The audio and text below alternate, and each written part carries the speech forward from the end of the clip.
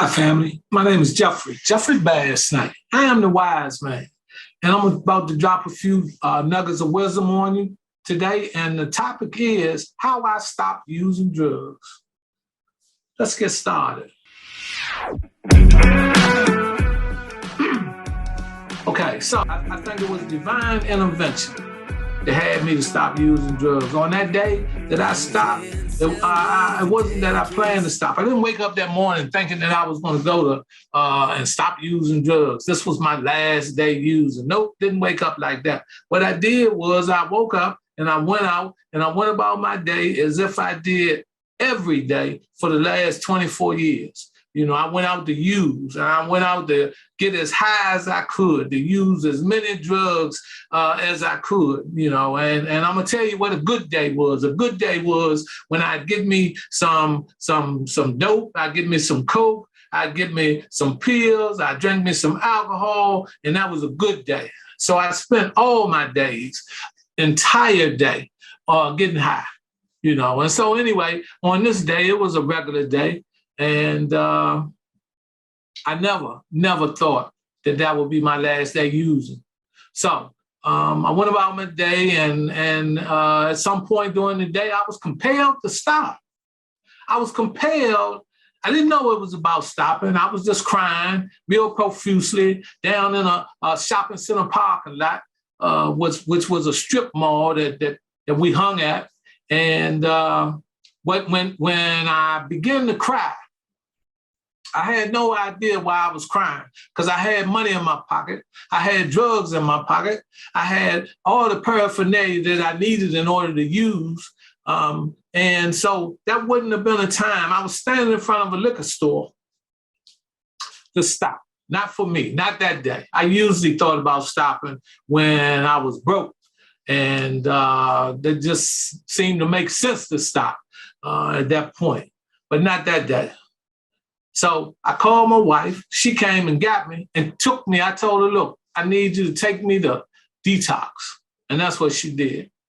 Now, when I went over to detox, they talked to me. They asked me how long I'd been using. And the guy told me that abstinence wouldn't work for me, that I needed to go into a medicine-assisted treatment program.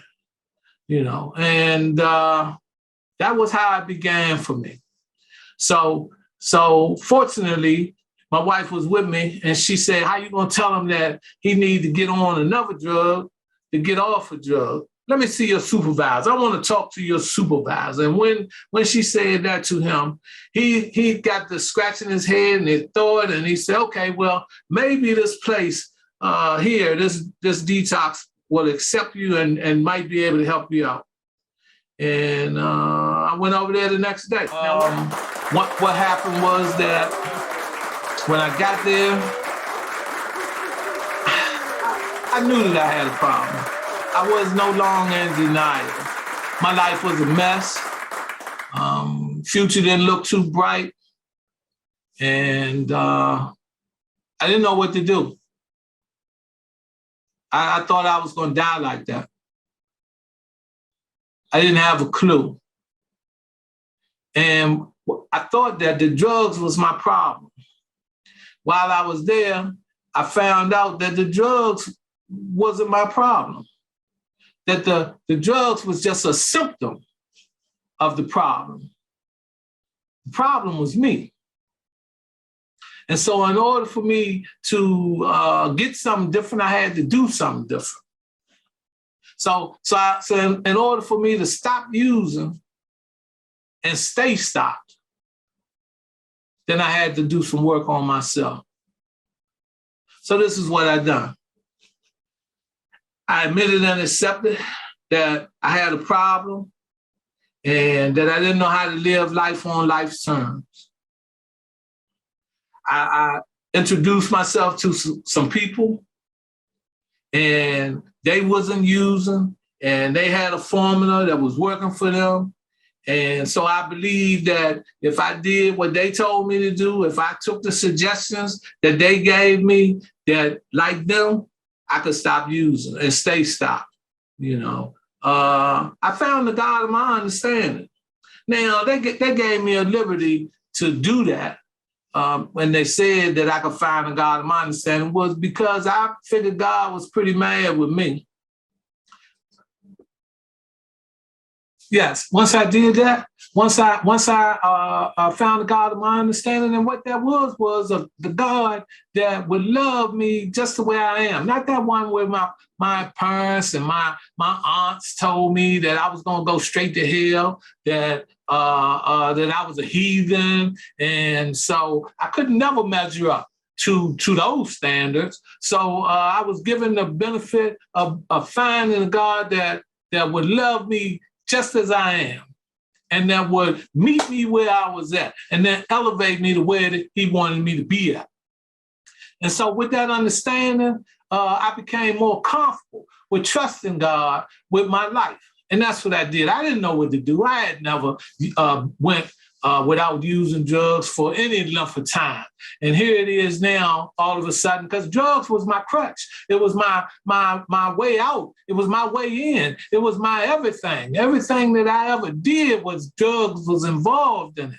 You know, my good times was filled with drugs. All my bad times was taken away with drugs. So I thought, even though the drugs was probably what caused those bad times, but they got me through. The drugs was my best friend. So now all of a sudden you telling me that I don't have to use no more. I don't have to use no more even if I want to. I heard things like that. I have never heard nothing like that before. What do you mean I could want to use and don't and be all right? And that's what I learned how to do. I learned how to, when I was confused about a situation, or I ran into a new situation, something that I didn't understand, that I had never faced before, which was life on life terms, I found out that I didn't have to use, because using was usually my answer. Don't matter what the question was, using was the answer. So once I did that now, they told me to do a life story. Write your life story down. And I did that. I wrote my life story down and I shared it with somebody that I had trust and confidence in. And when I shared it with them, they was able to give me some feedback, something that had never happened for me before. I was beginning to live by principles. They introduced me to honesty, open-mindedness, and willingness. And those were words that I had only heard before. I never thought about living that way. And then I had to be honest with you. Oh, no, that wasn't what they said. They said, just be honest with yourself. And so that's what I began to do. I became a principled individual. And they say honesty, open-mindedness, and willingness, which was the acronym for HOW, was like a three-legged stool. And if you remove one of the legs, the stool gonna fall. So you need all three of them. Ain't no need in being honest and open-minded, and you ain't willing to do nothing. Ain't no need in being willing and honest, and your mind ain't open. It's impossible to graft a new idea into a closed mind. And so I began to practice not using, believing that things was going to get better for me, accepting that using was no longer the answer. And the good news was I didn't have to use no matter what happened. And so after I wrote down my life story and went over it with my friend, and they pointed out some things to me, and I realized that I wasn't all bad. I had some good qualities about me. And the negative, the defects was pointed out to me. And so that meant some things that I needed to ask the Creator to help me with. Help that God that I met. And to stop me from acting like that's where all the pain came from. That's why it was okay for me to lie to my family and tell them I'd be right back. That's why it was okay for me to spend all the money up, even though that the bills was due.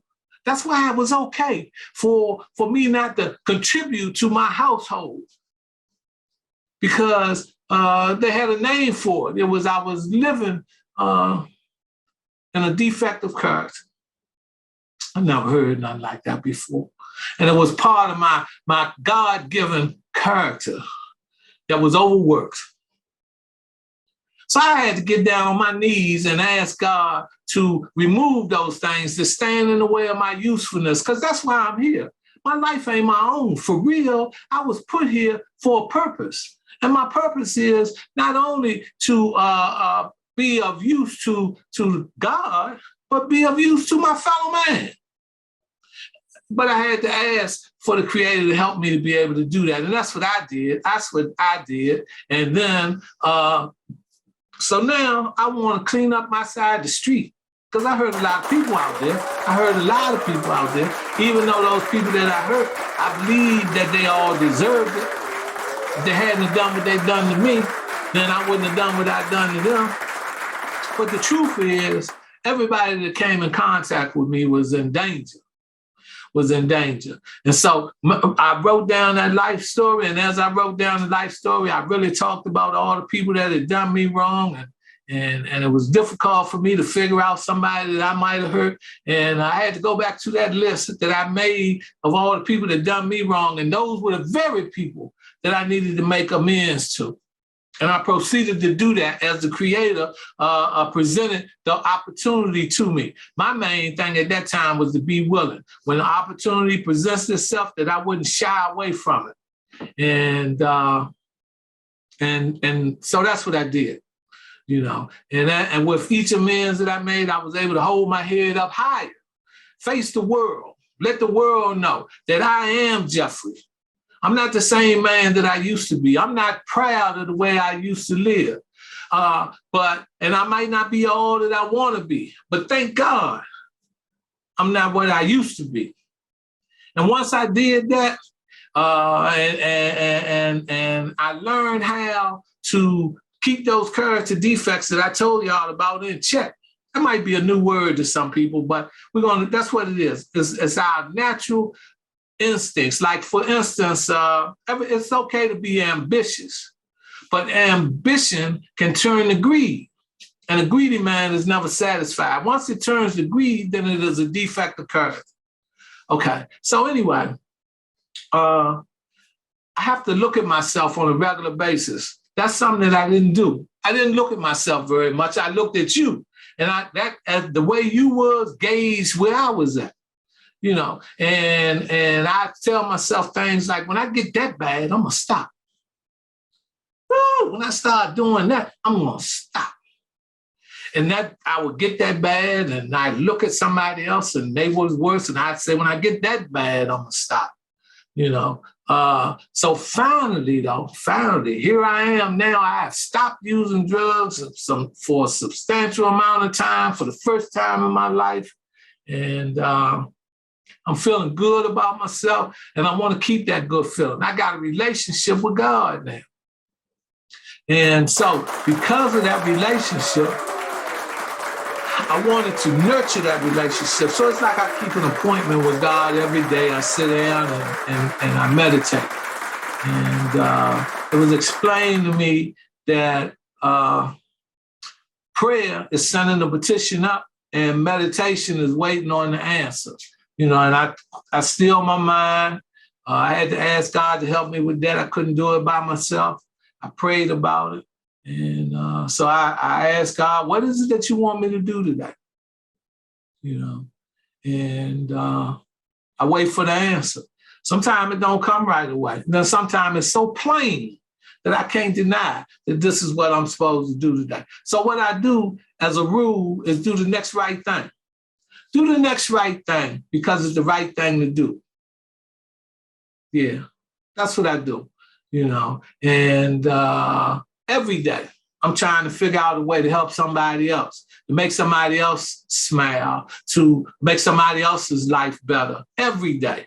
And I definitely want to help young men and women to avoid going through and doing and living the lifestyle that I live, because ain't no future in it. And it ain't cool. You know, being cool is not using. Being cool is being who you are, being yourself. So that's how I stopped using. And that's how I stay stopped. You can't tell me the deck is stacked. You can't whisper behind my back. You can't show me how the odds are up against me all day long. But I've been through the fire and come out alive, and there's no more fear in my eyes. Oh, now I'm rising, and you can't bring me down.